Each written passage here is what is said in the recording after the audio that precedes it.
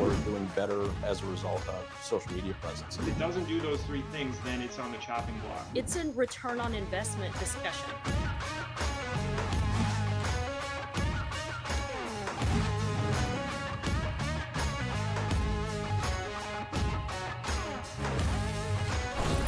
Hey everybody, welcome to another edition of the Daily Dealer Live. I'm your host, Sam Dark, and back with us today, co-hosting is the Yuli DiMartino. What's up, Yuli, guys? What's up? Welcome back. Excited to have you back on the show. After a huge Friday, our Automotive AI CEO Roundtable.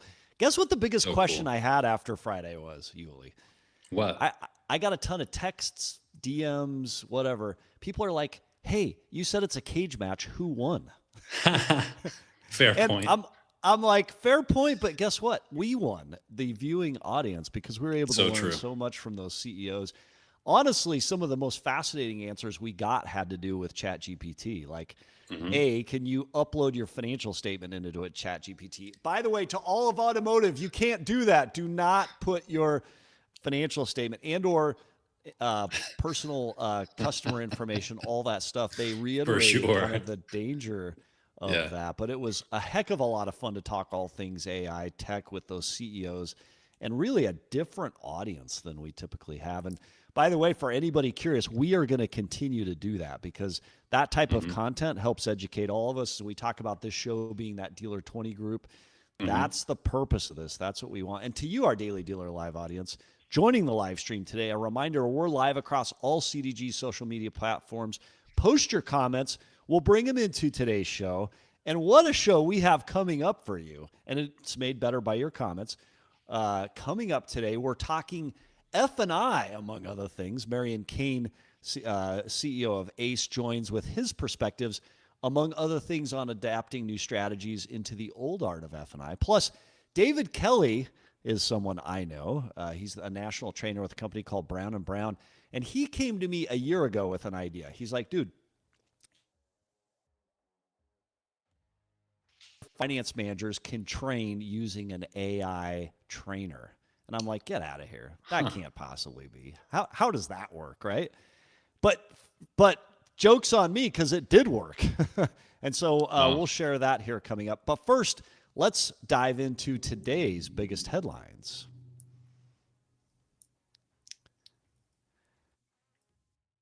Today, everybody. I just got to check something here. I got something strange happening on my ear. All right, first up today, Toyota's facing a double recall headache. More than 591,000 vehicles are headed back to the shop because of infotainment screens that suddenly go dark. That list includes some of their biggest sellers from 2023 to 2025, including RAV4s, Camrys, 4Runners, Highlanders, plus several Lexus models. On top of that, the company just froze sales of nearly 95,000 EVs, including the BZ4X, Lexus RZ, and Subaru Solterra, because of faulty defrosters. Dealers can't sell them until repairs are done. Yuli, I got a question. What if you're in Florida? Yeah. I guess it doesn't matter, right? Defroster to work. Yeah, I'm with you. Let us sell them 95,000. But you know what? Maybe it drains the battery, Florida's something like not that. matter. So. Yeah, maybe. And timing couldn't be worse. Toyota now faces the expensive task of fixing hundreds of thousands of vehicles while temporarily losing EV sales revenue, just as federal tax credits are set to expire at the end of this month. That's a fascinating implication for all those dealers looking to clear that out before the federal tax dollars go away. Next up today, lawmakers are taking another swing at cutting down catalytic converter theft with the PART Act, a bill that would stamp every catalytic converter, with a traceable ID number and slap tough penalties on thieves and recyclers. These parts have been prime targets for years because they're packed with rare metals worth thousands per ounce. For drivers, replacing one can cost nearly $2,300, and that's if the part's even in stock. Thefts peaked in 22 at nearly 8,000 a month. Oh my gosh. Then dropped to just 14,000 cases last year. But experts warn that's only what's reported. Many more never make it into the data. Supporters of the bill say this could finally give law enforcement a fighting chance, since right now there's no way to trace a stolen part back to a specific car. It's a huge problem. Yeah, that is. Isn't that interesting? Yeah. Yeah. And then finally up today, first teased as a concept in 2023, Stellantis has officially canceled plans for a full-size all-electric Ram pickup. Shocker. After years of delays, shifting timelines, and I would also say shifting political environments. Instead, the company will pivot towards an extended range Ram that pairs a gas engine with an electric generator. Props to them. That's what we want. Hybrid. Seen as a more practical step for buyers worried about range. Dealers had been pressuring Stellantis to slow down on pure EV bets and focus on products that actually match demand, and the cancellation will likely be welcomed by retailers frustrated with BEV inventory concerns.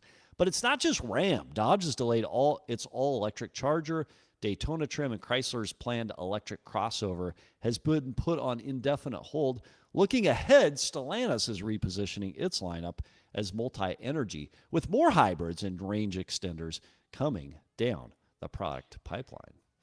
And that's a wrap on the news. But before we say that, we have to acknowledge we did a recall update at the top of the block, Toyota. Mm-hmm. You know, we now have our M&A jingle. We need a some sort of a recall jingle. There you go. So we've got our buy sell jingle. You got to hit that again because that makes my heart happy to hear it. I love it. cdgbuysell.com. Oh, that's great. See? All right. So now I want to be able to have my finger on that button. Yeah. We need that's what we need. So, well, Yuli, as you know, we get a ton of requests to join this show. This show is the voice of automotive. And if you want to be part of that conversation, if you want to have a voice in this industry, this is an incredible place. In fact, I don't know. I'm going to say this is the place to come to have that voice. So if you, dealer, would love to join the show, please visit cdgguest.com, fill out the intake form. You'll get the chance to meet Michelle. She does all things scheduling. She'll hear your opinion. She'll hear your take, the issue you're interested in discussing, and we'll get you scheduled to come on the show. And your participation, as well as the comments that are coming in right now, help make this show better. And as an example, Jason Petak says, let's go, boys. Nate, the truck driver, he's back saying, hello, gentlemen. Guess who's here for another live? Yoga cars, is it worse than Ford's recall? Are they competing for recalls? By the way, Yuli, you know the answer to this. Who has more recalls out there, Ford or Toyota? Oh, my God. Yeah, Ford, big time. Yeah. And you can't scrap sell catalytic converters anymore without being a licensed dealer or repair shop. So Jason says, so my question is, if that's the case, why are people still selling them? Because they are absolutely 100% still selling them. And props to Chad Staples for joining. He gave us a wave online. So I have a really good feeling that today's show is going to be an interesting conversation on many things F&I related. Lauren Klein says no one is beating Ford these days in recalls. And by the way, she does know, and she's correct. Yeah, she's right. So, but we're not going to pile on Ford, for heaven's sakes. Let's get into auto industry stuff. We're going to head straight into it with our first guest, founder and CEO of ACE. It's a training company. Marian Kane joins the show. Marian, welcome. Hey, Marion. Good to have you here. You're muted a little bit, but they'll fix that either on your end or our end. Let's see if you're there. Marian, welcome back. All right, we're going to take you backstage for just a second. They'll get that thing resolved. Oh, you know what we didn't mention? The second annual party. Tell me. You know what? Second annual party. Interesting. Yeah. We got Car Dealership Guy is back with our second annual NADA party happening in Las Vegas on Thursday, February 5th. It's the hottest ticket in NADA 2026 with special guests and top automotive personalities. So to be considered for a formal invite, just hit the link in the show notes, request to join, and fill out that questionnaire. Yeah. Hello? I think they got me. Yep, we got you. I think we hear Marion again. All right, Marion, are you with us? I'm with you. All right. I love it. Thanks for joining the show. It's such a privilege to be sandwiched next to two handsome gentlemen. You guys look fantastic. Oh, no. I'm this close to going to Turkey to get my hair back. You guys inspire me. You know what? It may not be worth it. Who needs hair? It's got to save you time in the morning, does it not? Not to have to worry about it. That is true. I'm always groomed, and I love it. Yeah. I love it. Yeah. It's fantastic following you guys. I always look at your stuff, Sam. Yuli, every time I look at your feed, I get hungry. You Love know, it. I love it. I used to live over in New York in that area. I would come on Oh, you got down everything. and get the food down there. It just brings me back, but it's great to be That's with right. you guys. Welcome. So let's dive into it, Marion, with the first question we always ask every guest is how's biz? And then tell us a little bit about yourself alongside the answer. Business is amazing. It's all blessing from God. And I'll just tell you, I'm just a person that's just come through the business from the bottom up. I started off, I worked at Price Waterhouse, and then I ended up moving down south to help my dad who was going through cancer treatments. And I got my first sniff of the car business. In a matter of 3.5 years, I went from walking in the front door to having every position in the dealership, from sales to finance director to GSM to GM, breaking records at every level. And what I realized being down there and selling, I first started off going with the scripts, but then I found out that the scripts, they were just turning you into a clone instead of being a closer. So I went back to my speaking days where I used to be a stadium speaker. So I've spoken in 14 stadiums in front of crowds of 40,000.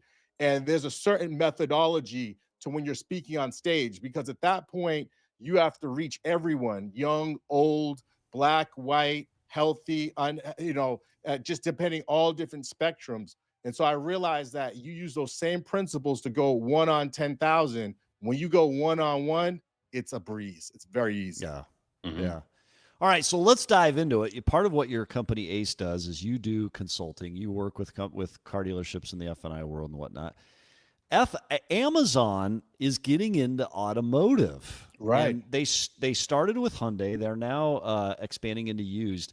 And months ago, they were on the industry spotlight. They admitted, look, we haven't fully figured out F&I yet. They hadn't figured out how to get a good F&I adoption rate for VSC. From your experience, Marion, as a successful producer yourself, but then also as a consultant, someone who works with a lot of dealers nationwide, what is Amazon missing about adoption rates for VSC and other F&I products, and could they solve for that at some point? Well, what's happening is that they're looking at a micro efficiency, but they're not seeing the macro inefficiencies. Where you look at F&I and you think of it just in terms of someone going in the back and pitching you products and things in that sense. But what happens is, and truly, you're creating relationships. Yeah. It's a connection. You're dealing with the individual, where when you're talking to them, you're finding about them and their pain points. That's the reason why I feel it's so important to really first thing teach the word empathy, because empathy is feeling their pain in your heart. It's not just a matter of just pushing products out, this and this and that. You actually have to be able to relate it to that person, relate it to their life. And then they're going to be the one that jumps out and says, that's me. They're going to say that I need that, Yeah. And then that creates an ongoing relationship. So I'm not saying that Amazon can't do it. It's just a matter of, in terms of a profitability standpoint, which I specialize in, it's just so much easier to do it in person and one-on-one. Okay, so Amazon utilizes technology to help figure out what to offer a customer. Understood. So then what you're saying is technology has no place in F&I. Like, we should not be looking to technology today. No way. I use technology to the fullest. All right. I love it. Hello? So talk to us about what are the most effective technologies today in the F&I department to better 100% deliver to your customer. ChatGPT.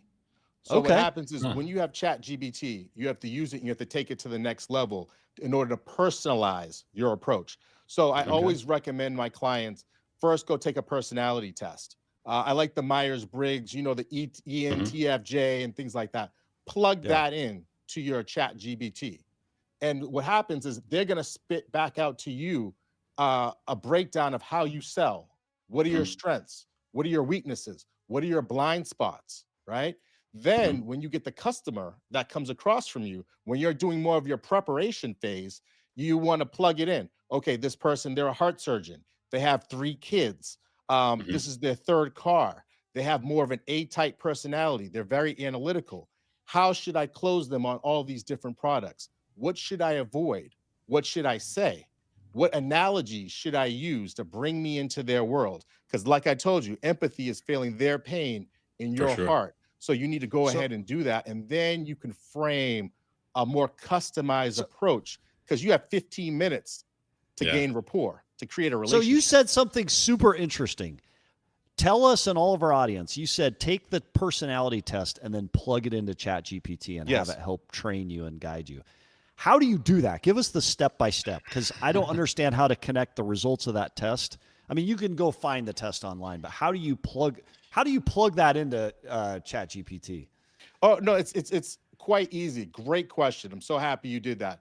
Is you go through, you go through the test. The test is probably going to have about 40 to sometimes 60 questions, depending on how in-depth you want it to be. And then it will spit out, if you do Myers-Briggs, it will give you a 4-letter code. You put that 4-letter code into ChatGPT, because the problem with ChatGPT right now is that it's framed, it's a business. So it's not going to tell you you're wrong, because it wants you to keep coming back, right? So you have to train your ChatGPT personally to give you honest feedback, and then to frame that feedback based on your personality, your norms, your mores, and then you can see your blind spots as well as your strengths, because that's even more important. Because I'll tell you, a lot of times it tells me, do not say this. Do not do this. You're saying literally just copy and paste your result into the GPT, like into a workflow, and say, hey, correspond with me like this. Yes, and it's revolutionary, not just dealing with your customers, but also dealing with your whole staff. I encourage my staff to do your seating based on polarity. I want people sitting next to you that are the opposite personality as you. So when they're hearing you close, they have a problem or something like that, they're sending you feedback. Because I'd rather hear from somebody that has a different perspective than me than someone just like me. You know, same thing with dealing with staff. You know, there's certain ways to motivate individuals, and there's certain ways to demotivate individuals. And it's very nice to cross barriers all the way through. I've even seen a lot of success with people using these strategies dealing with the accounting department. It's a completely different thought process. Their goals are all the same, but how we get there are two different paths. But when you can communicate effectively, it bridges those gaps. So just back it up, though, just a minute. So I take the test. I put the test into ChatGPT. Now ChatGPT knows my personality and how to best engage with a customer. I'm a finance manager sitting in an office waiting for that customer to come in. How do I connect the dot between my personality and the customer who will be sitting in front of me? And do you have specific examples of that working as a strategy? Oh, I can give you a fantastic example that one of my clients gave me the other day, and it actually blew my mind.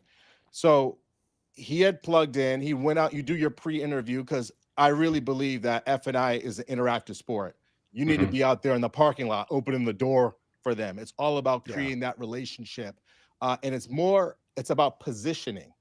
Positioning is the most important thing. So it's a firm belief in not only how you carry yourself, how you dress, but it can't be the first time they meet you and see you is when they walk in the office and you got paperwork all over the place, right? Yeah. So that's the age-old secret of finance. I mean, that's exactly, the age-old exactly. secret. Yeah. So what happens is that you can talk to the person the first time, and it's very quick to figure out a person's personality type. That's probably a whole nother conversation. We'll have it another time we come back. Well, wait, Marion, but just wait right there, just 1 second, because Lauren Klein is asking the exact question I had. Lauren is saying, how are you identifying your customer's personality type? Well, let's get into it. And I'm curious about that too. We got to do it. I got mine now. We got that. So, but you got to go back to the door in just a second. But how am I going to identify my customer's personality? So this is how you figure out someone's personality type. You can look easily into their correspondence, but you can talk to them in 10 seconds, and you can figure out there's two different poles on the X and Y axis. Are they more analytical and logical in their thinking, or are they more intuitive and emotional in their thinking? And then the top axis, you figure out whether they're nurturing or more passive in making their decisions, or at the bottom, are they more aggressive and action-oriented in making their decisions, right? So you really can just look at an individual where usually sometimes you can see their credit reports tell you a lot about an individual, but just talking to them, you can see if with their vocation, where they're at, okay, and how they went through this thought process. If you see a whole lot of questions on the appointments, and they showed up with their spreadsheet in their binder, you know they're analytical, logical thinkers. You know, if this person comes through and they're have their gym clothes on, they have, you know, tattoos, and they're really like, hey, I don't want to hear all this stuff about back and forth. You know, they're trying to dictate the terms. You know, they're more logical, aggressive. You know, if the person comes through and they have, like, you know, they're more artistic and they're flowy and they want to talk about stories and their emotions and the colors and how it feels, you know that they're more passive and intuitive. So now I understand the customer's personality. I understand mine because I took the test. I put it into ChatGPT. Will ChatGPT always remember what my personality is, and then it'll frame the feedback to me if I put a scenario in? Yes, always. Okay. Well, I use the higher level one. You have to make sure you use the highest level one, and it will. Yeah, you have to ask it to remember. Exactly. You got it. So it's something that I'm using all the way through. And you just keep referring back to it. And then later on, I'll show you how to optimize those prompts. Yeah. Okay. So I got a funny tie-in here real quick, Sam, just one sec, because you're talking about 4 different, you know, the X and Y axis here. And it's bringing me back to my finance days. And I think Sam's first question was this: how does Amazon solve for this, you know, process without this person to person? And my pitch was always, there's 2 types of people. Right? When your car starts making a noise or a light goes off, there's 2 types of people. Are you the type of person that turns the volume down? Or are you the type of person that turns the volume up and pretends like there's nothing going on? Exactly. You buying a warranty or not? You want to fix the car? You want to pretend like you got no problem? So just making me laugh. So Dan C says online, encouraging to hear Marion endorse matching up with people who think differently than you. And that's a unique characteristic in the world, but super important in automotive sales so that you can deliver your best self to every single customer, no matter what. All right. Before we go into video, because I want to take you into some things you've said on Video F&I across social media and other places. What are the most important 1 or 2 metrics to gauge success in F&I today, September 2025, for dealers? And maybe one that right now most dealers aren't tracking. What are the most important metrics? The only thing that matters is PVR. I'm sorry. It's how much money you're making. Everything else is just fluff, because that's, at the end of the day, that's the one thing that's synonymous from the top down. Everyone wants to get paid, and everyone wants to see the margins increase. And profit is not dirty. It's not a dirty word. It's the value, it's the reflection of what you're giving into the audience, into your customers, because they're going to give it back. You'll be shocked at the amount of customers that we sell full platinum packages to. They come back 3 years later, and it's the quickest deal because they say, I want the same stuff I had before. Yeah. It happens all the time. So all of it has to really do with how you feel and what you're giving off. Because people take cues from you on how to treat you. And if people take cues from you on how you feel about your product, how you feel about your job, one of the first things I'm doing when I get called in to evaluate a dealership, very first thing I do is I look at the receptionist, because a lot of times people don't realize how much money is flowing out because of a bad receptionist. That sounds so crazy, but it's really true. The other thing is I go walk into the customer parking lot, and I want to see how many people are actually driving the brand. It's a good and test. You'll be shocked. I like that. You will be shocked at the amount of times I walk in the parking lot and I can't even tell what brand they're selling. Yeah. Because no one's driving it. That's the major problem that we're having right now with electric vehicles. No one has one. Yeah. Everyone that has them, they can sell them. Yeah. But even down from the top down, you go in the dealership, you go in the parking lot, no one's driving one. And they have a charger right there at work. And then you wonder why you can't sell them. Yeah. So let's talk EVs. So the clock is ticking right now. Next 2 weeks, the EV rebates will be over, and we'll get to whatever norm is, whatever that means. You have some advice for dealers today that's relevant in the next 2 weeks as it relates to EVs, and maybe some things most people don't know. Tell us a little bit about that. Well, it all comes back to my background. I used to work at Price Waterhouse, so I'm very deep into profit and loss statements and also taxes. So I was digging really deeply into the Inflationary Act when that shifted. That was 30D, and one of the major shifts during that time was at the last minute they said that the EVs have to be what? Made domestically. Right? In order to get the $7,500 tax credit. What a lot of people didn't recognize is they didn't shift and look over at Section 45W, which did not take the EV credit away from foreign EVs. Actually, it expanded it to them. So what's nice about that is folks that come through and that have a business, they can, using Section 45W, they can take advantage of the EV credits on a business level, and they can do it multiple times. And so it just depends on exactly how that business is in a tax position. If they're declaring losses, of course, you can't really do much to it. If it's a little bit lower, they have certain tax phase out levels. But however, most businesses can definitely benefit from this in order to reduce their tax burden. And then on some vehicles, you can actually even pair it with Section 179, right? With the 6,000 pound gross weight. You can compare both of them together and get even more reduction off of your tax bill. And that's something that's going to keep coming up with all of our F&I folks, is that the job has really evolved. Like, it's way past doing the menu. Truthfully, by the time the menu's presented, the product should already be sold. Now the F&I manager has to create deals, make deals, but be a trusted advisor. We're not tax professionals, but we give people things to think about. We actually give them what you call a portable story.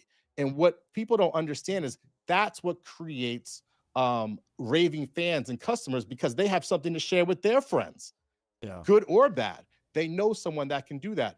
Then also with the big, beautiful bill, Section 168, the bonus depreciation has increased. There used to be a phase out, right? Now it's 100%.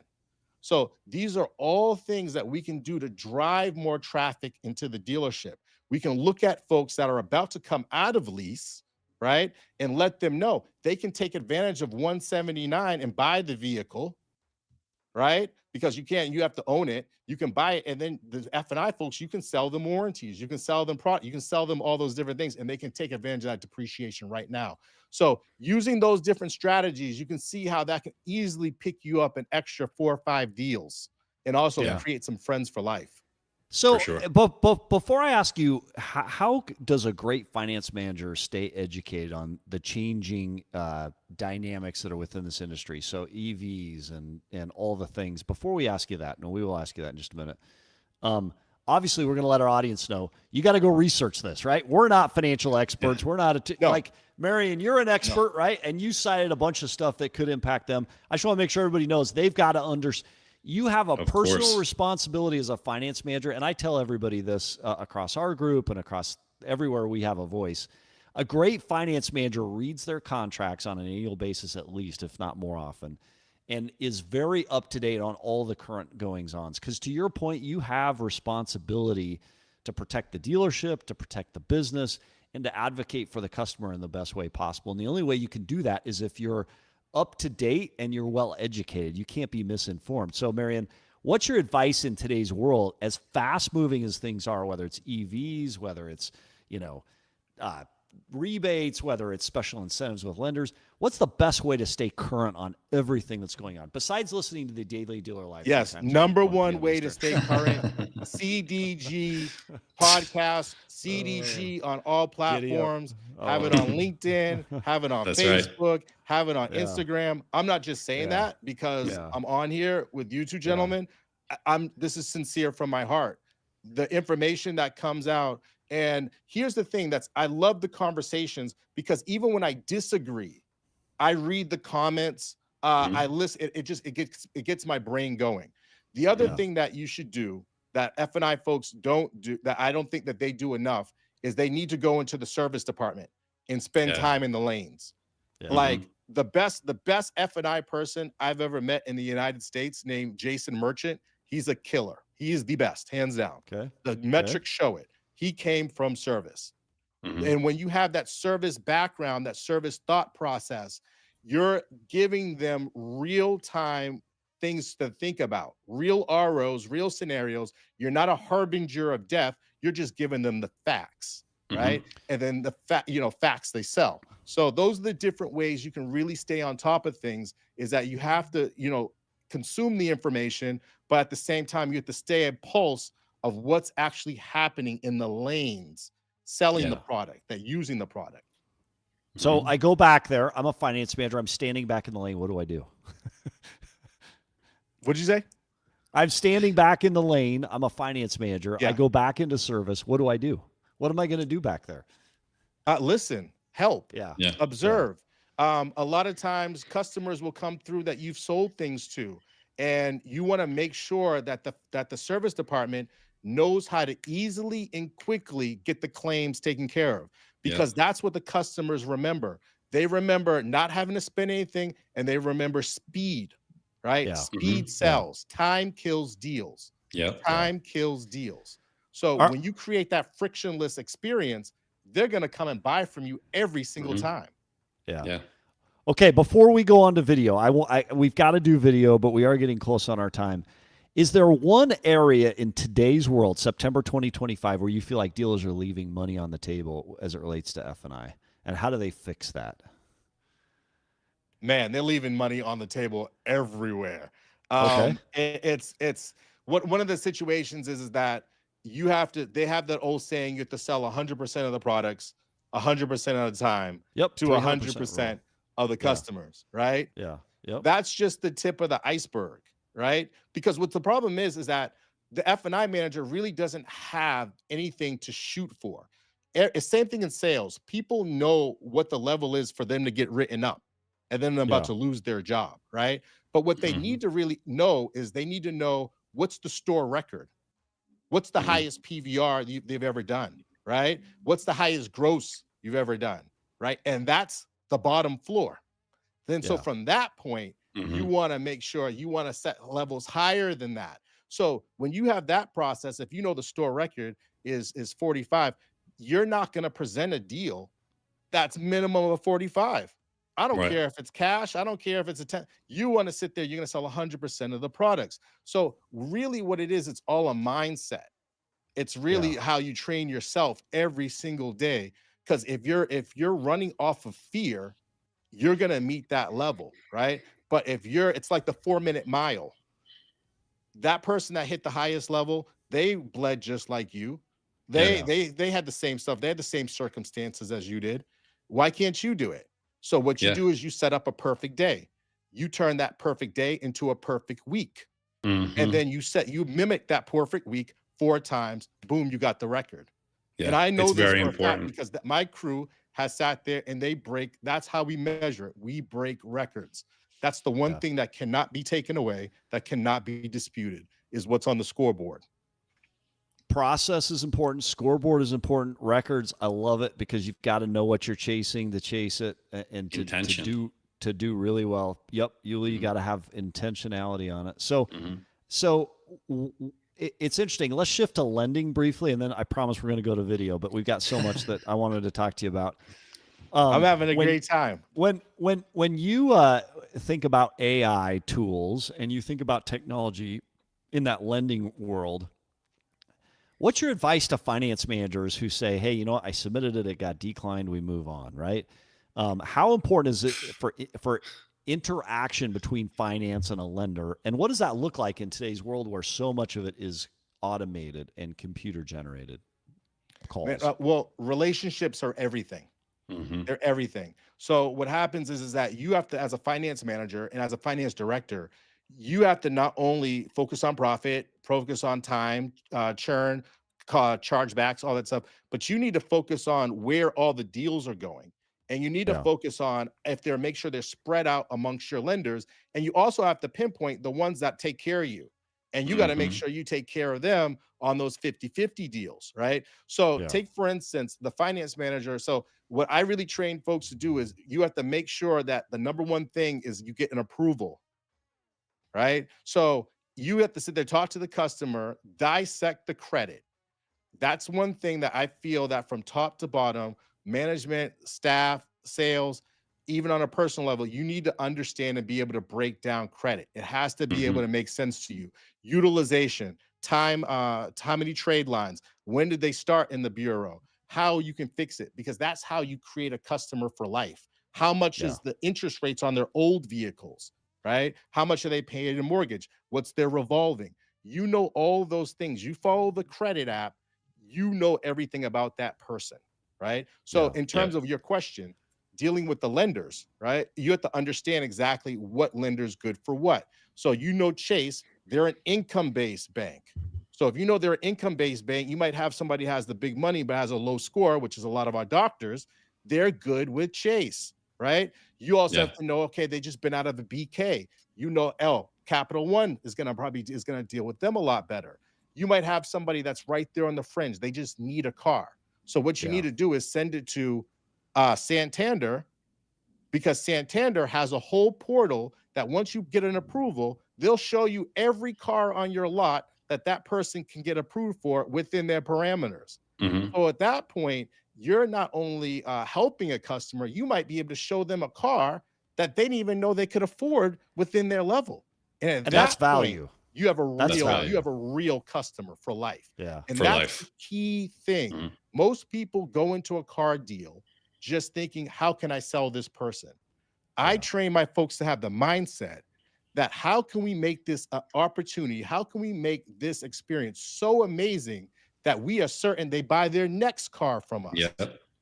Because we don't sell cars, we sell dreams, especially to subprime. We sell dreams. Exactly. Okay, so Marion, video. Walk us back to video. You've had some advice for dealers. Video is where it's at. Most people don't use it enough. How do you utilize video in F&I today in ways that better help with adoption rate, PVR, all the things that way? Well, see, video is everything. The reason why video is everything is that you have to understand that that's how things have changed in the past. We're talking about Amazon. We're talking about the future. We're talking about AI. We're talking about the future. You can even see this right now in the way these venture capitalists are spending their money. They're spending the money on sports teams. Why are they spending it on sports teams? Billions of dollars. Because that's live action. That's live. That can't be duplicated. That can't be AI'd. And so that's the reason why you have to look at advertising is everything. In the past, advertising would just be a tax on the poor. If you go into a poor neighborhood, you'll see billboards everywhere. If you sit there and you have all these ads and stuff on your coming through your screen, you know it's because you didn't pay for the next level. If you go, I just came back from Paris. It's a green space. You don't see ads anywhere. You go on the golf course, you don't see any ads. But with video, those same people that were only accessible during the Super Bowl and the Academy Award, you have access to them every single day. And what's crazy about it is, I'm going to tell you, you can't do it from the vanity metrics, because you don't know how many times I've had people that say, I've watched every single one of your videos, and they've never left a comment. They've never even given a like, right? But so they know you. It creates some intimacy. Process. So if you have to have YouTube, which is your longer form content, and once people consume the YouTube longer form comment, that's when you get people in tune. But then you also have your clips on the IG and the smaller platforms, because that right there drives the people to your longer form content, right? So it has to be a relationships. So it's the short back and forth. It's called there's actually a scientific term for it, because someone needs to see you at least 7 times in order for you actually to have a relationship. So that's what that daily IG creates, that relationship. However, and finance, what are finance managers putting on IG? Oh, I mean, to become more knowledgeable. Break through, like, if you help a customers are super happy to put a good review on, especially when you help them and you open up their eyes. So when you're sitting there going through their credit, and you sit there and you show them how you can take these next steps to get a house, how you can set up business credit, They'll how give you a video you can sit there testimonial and off not that, right? just You post get that, that share car. I've Yeah. looked in your credit and I noticed you have a 17% interest rate on your old car. Let's trade that one in too. that. Yeah. At that point, they'll give you a video testimonial and you post that. Yep. Yeah. All right, Marion, some great feedback from online. Just a couple things I want to bring up. Dave Rogers said, very important to tell ChatGPT not to hallucinate or use opinions. What does that mean? Okay, well, that's one thing Yuli had brought out too, and these are the different dangers with ChatGPT. One, folks need to know that is subpoenaed in a court of law. It's just like Google, the different stuff that you're putting in there. This is not private. People are using it as their therapist and tell them the deepest, darkest secrets. You got to understand that can be taken. Also, at the same time, like you guys mentioned earlier, it does not follow HIPAA and these different guidelines and stuff. You don't want to put anyone's personal information inside of ChatGPT. You definitely do want to put in profit and loss statements and the things like that, because those are the things they compromise your whole company, and you don't want to do that. But you can get so much value in it being broad, because at the very least, it gives you something to shoot for. It gives you a target. Yep. So be careful out there. The other comment that came off a topic we had earlier, just because you know of someone's personality doesn't mean you know how to talk to them or connect with them. So what do you change to adapt to the customer? How do you train the staff to do that? And we probably only have 30 seconds for you to give that. I know that's a fantastic question, because that's all part of the training. Because like I said, it's more important to ask, what shouldn't I say to this person, right? Because if you know the person is a more energetic person like me, you let them tell the stories. You shut up, right? If you know that you're trying to connect with somebody that's more analytical, you know that you need to give the steps. You cannot skip a step, right? You know that if you're talking to somebody that's more action-oriented, that jock, right? You're going to understand they're going to be more aggressive, but they're not. Don't take it personally. Just let them go, let them get through. But then what you need to do is counteract it with a story from the other side, so you meet their emotional needs. And at that point, you connect. And when you connect, people can't take their eyes off you, and they'll never buy a car from anyone else. And it's interesting because that's one area where AI hasn't figured out, where Amazon hasn't figured out, where all those have not figured out how to do it. Well, one thing I do want to say, Sam, not to cut yourself off. We're getting so caught up in a lot of this AI stuff. We need to understand too that there's a place for everything, right? And it's another tool, but you don't want to have a race to the bottom, because if you have a race to the bottom, here's the thing: you might actually win. You understand what I mean? So you have to, right now, the real change in dealerships is creating a luxury atmosphere with luxury touch points and creating a customer experience that is superb and second to none, that they tell everyone about. That is the future. Luxury dealership, luxury anything is the level. And on that, Marian Kane, founder and CEO of ACE, thanks for being on the show today, sharing the perspectives. We really appreciate everything you shared today. Thank you. Thanks, Marion. It's a fun conversation about all things F&I. So I love learning new things. And again, we had the CEO Roundtable last time. Technology is something everybody's fascinated by, trying to figure out, how do I get the edge in that world? And I think Marion had some great tips, great suggestions. Lauren Klein says, exceed the expectation. J420ACK says, very hard to teach a new generation common sense. So you'll have to decide if you agree with that common or sense, not. not common, right? That's right. Let's talk Toma before we go to our last guest today. Let's talk Toma. Most voice AIs frustrate customers and waste everyone's time. Only Toma customizes AI agents to your dealership, so calls actually get resolved. That's why top dealer groups trust Toma to automate their phones. Visit www.toma.com/CDG to learn more, or you can scan the QR code and get additional information.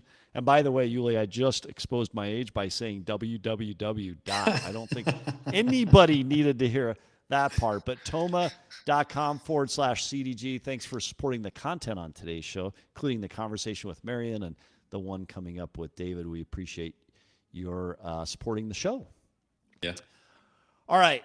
Next up is someone I know, no stranger to the Ziegler Auto Group. So, Midwest Region Training Director, Brown and Brown Dealer Services, David Kelly. Welcome to the show, David. David. Hey, David. Hey, welcome. Thanks, guys. And it's going to take a sec to get him unmuted, to get him back live with us. David, are you there? The trickiest part, honestly, of being on the show is remembering either. Well, we got. I'll ask the first question since I can hear you loud and clear, David.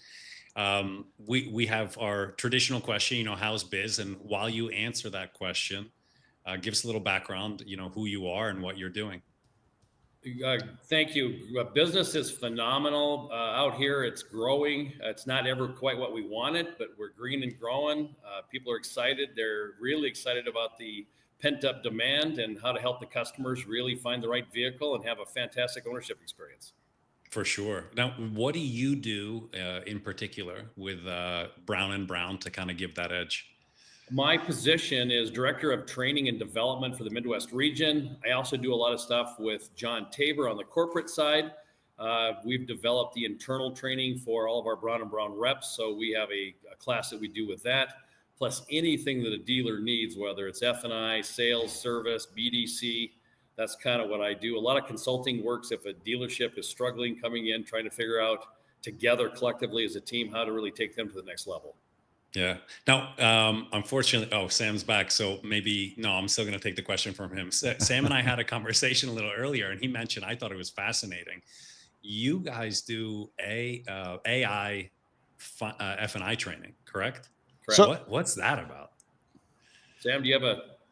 Yeah, you know what? Let me set this up a little bit. So Sure. David Kelly came to us. David Kelly and I work. We have an internal development group in our group called Finance Performance Group, and it's our way of training and growing potential future F&I talent. So we get folks from the sales ranks, from service, from all different departments within the auto group that are wanting to career path through F&I. And David came to me about a year ago, and he's like, "Dude, AI technology is the point where we could have an F&I AI trainer."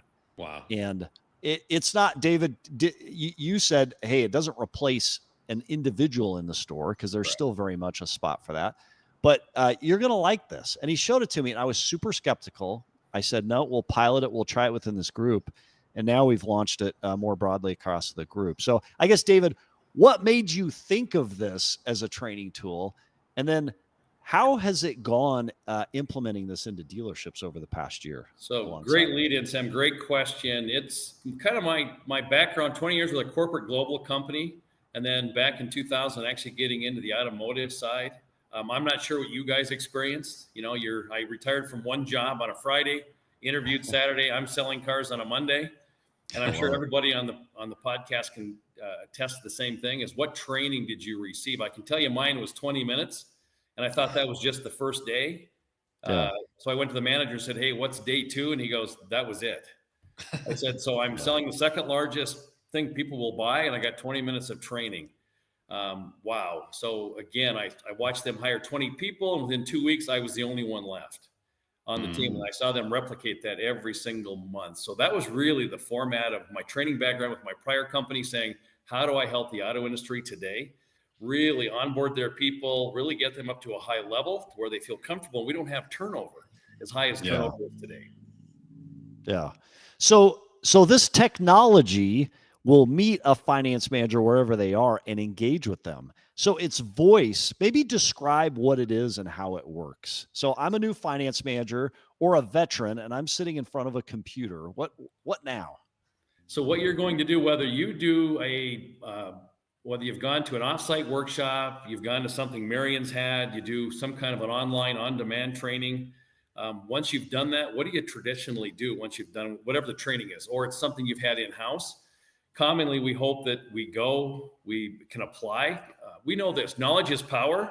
What's more important than knowledge? Application. So this whole thing with AI that's coming out now is an application piece. Is exactly how do I take what I've learned, whatever the platform is, and how do I truly apply it to what I just learned? So what it does, it's a simulation. We can actually build a persona, and that we can build many of those. Then we build a scorecard based on what we're trying to get the learner to actually learn. and then they take a simulation that has it all set up. I'll give you an example. On F&I, it could be a menu presentation. So whatever the steps of the menu presentation are, they take that. They actually, when they get done, whether it's 5, 6, 7, 8, 9 minutes, the AI gives them immediate feedback. They can actually see how they did. It captures everything that was said between the AI persona and what you said as a F&I professional. And then over to the left, depending on how we have the scorecard set up, it gives you individual feedback on each points of the F&I menu presentation. So it takes into account all the AI. It'll tell you exactly whether you had enough empathy, not enough empathy, how'd you do. It gives you actually suggestions on how you did. It's really more or less a coach, 24/7 coach in the box. Wow. And how have finance managers engaged with it? Because one of the first challenges I had when I heard about this idea is I'm like, look, I know I'm not talking to a real person. Like I'm not like it almost seemed initially like a worse idea than role play, right? Like it's like, you know, you sit in front of another finance manager and you try to role play back and forth. You know, sometimes you take it seriously, sometimes you don't. It's not real world, not real life. And I thought training with an F&I, an AI F&I training tool would just feel very impersonal. What would you say to that? Well, my 40 years of being on the training side, I mean, we've had role play forever, right? Mm-hmm. Yeah. Would you say that's real world? No, it's not. Probably not. No. And you have to find a willing participant for the role play, right? Well, that's the other part. Yeah.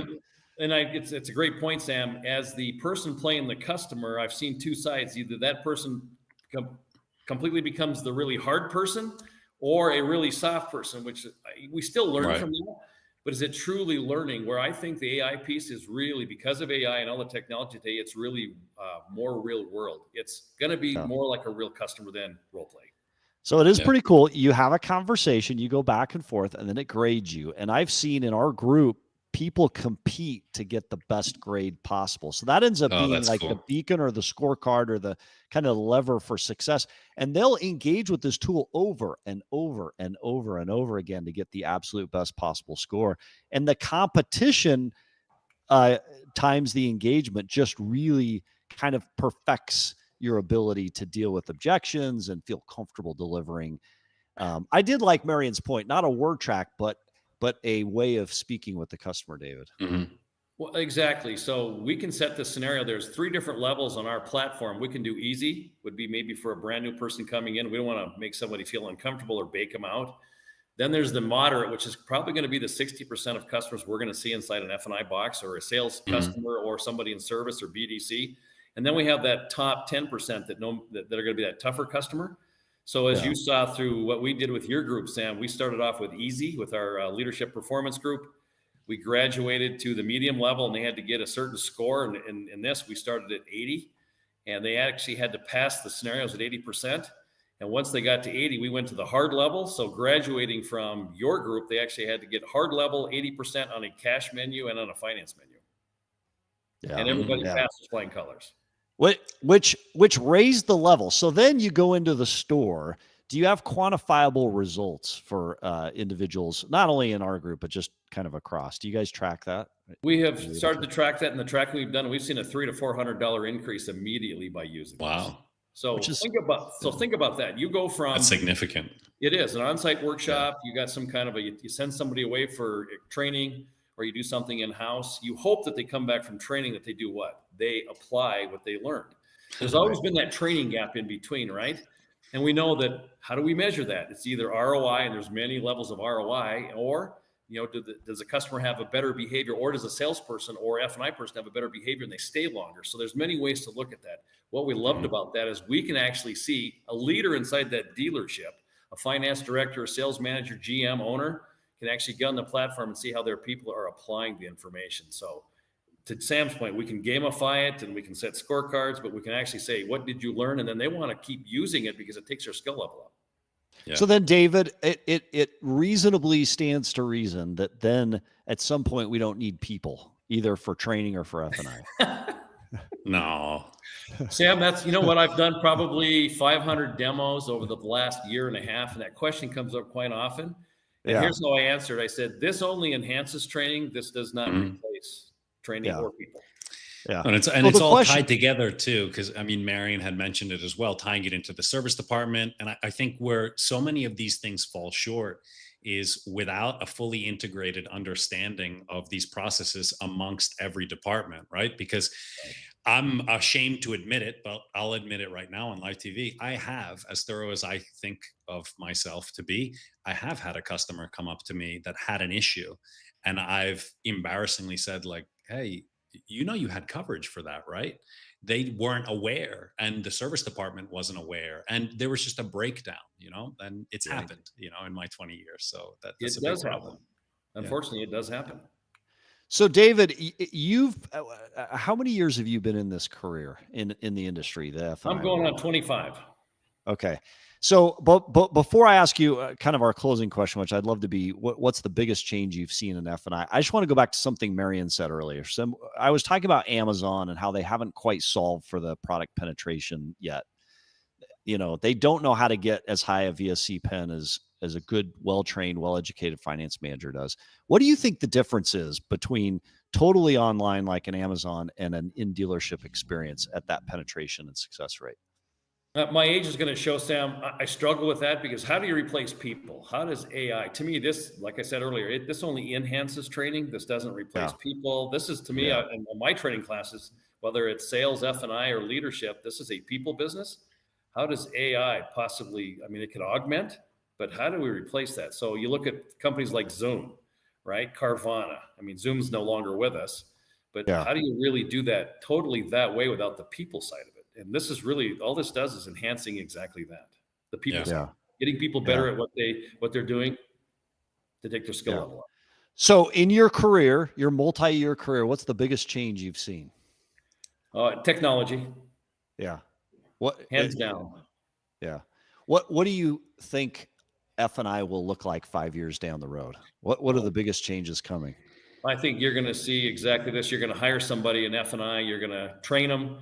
You're going to, whether they send them away into a class or have somebody come in or some online class, you're going to go to what we've just talked about, some form of an online AI platform. They're going to have to take the AI and pass at a certain level before they get into the dealership, before they're proficient. We're seeing that already now. Dealer clients that we have currently that will actually do some with this platform, we can actually do some pre-boarding. So you're trying to find out who's the best applicant. We can actually send them scenarios to find out of our final applicants, who's doing the best and make a true hiring decision. That helps us with the onboarding piece.